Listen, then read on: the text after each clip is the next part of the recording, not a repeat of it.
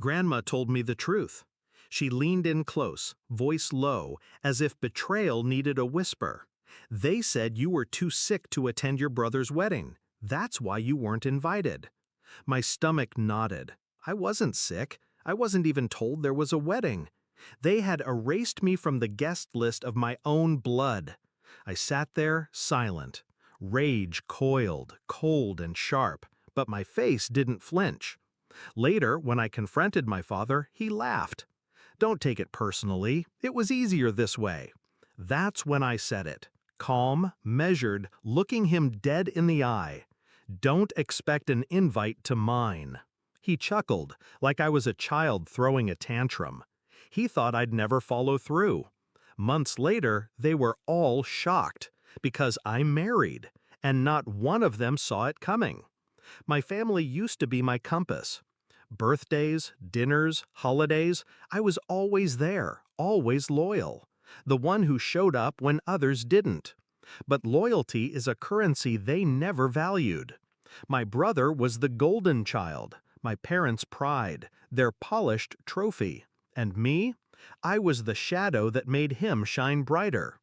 I ignored it for years, telling myself love wasn't measured in invitations. But being barred from his wedding under a fabricated sickness, that cut through any illusion I had left. That's not oversight, that's exile. I replayed it in my head for weeks. The laughter, the dismissal, my father's smirk when I said they wouldn't be at mine. They thought my words were empty, but I don't deal in empty promises.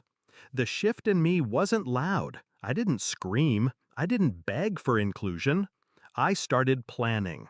I watched them, noticed how they boasted to relatives about appearances, about family unity. Their reputation mattered more than the truth. That was the lever I needed, because nothing stings harder than being publicly excluded by the child you dismissed. So I built my life in silence. I focused on my career, quietly saved, quietly invested, moved out of the house they thought I couldn't afford to leave. And when love found me, unexpected, steady, real, I told no one. Not my mother, not my father, not my brother. It was mine, untouched by their poison. We planned everything in secret. Venue, rings, witnesses, no family politics, no fake smiles, just us. And the knowledge that one day, when the truth reached them, it would hit like a blade twisting. The day came. It was small, deliberate, candlelit. Friends who had become family standing in for the ones who betrayed me. When I said my vows, my voice didn't shake.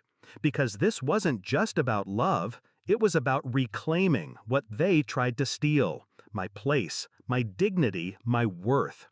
After the papers were signed, after the rings exchanged, I felt a calm I hadn't known in years. But the revenge wasn't finished. Not yet.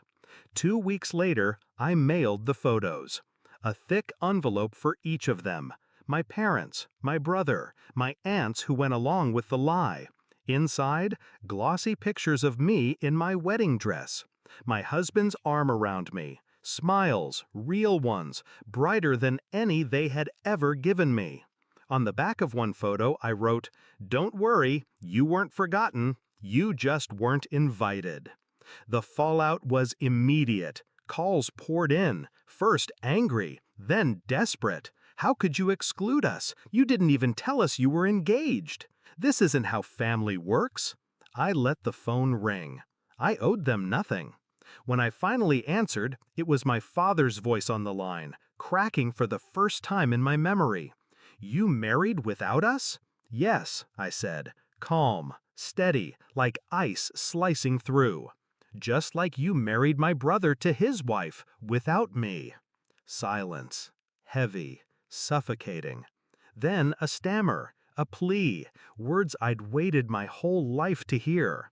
"We didn't think you'd do this." "No," I said, "you didn't think I mattered enough to." Click. The power shifted that day. For once, I wasn't the forgotten one. I was the one who dictated the terms. They were left with nothing but the hollow echo of their own cruelty. And I walked away with everything. A partner who chose me, a life I chose for myself. No stage-managed family photos, no empty performances, just truth. Sometimes people ask if I regret it, if it hurt to leave them out. No. What hurts is realizing how easily they left me out first. What satisfies is knowing my silence was my sharpest weapon. They'll replay those wedding photos for years, seeing a life they weren't invited to, a happiness they'll never be part of. And maybe, in the quiet hours of night, they'll finally understand what I meant the day I warned them. Don't expect an invite to mine. I wasn't sick. I was done.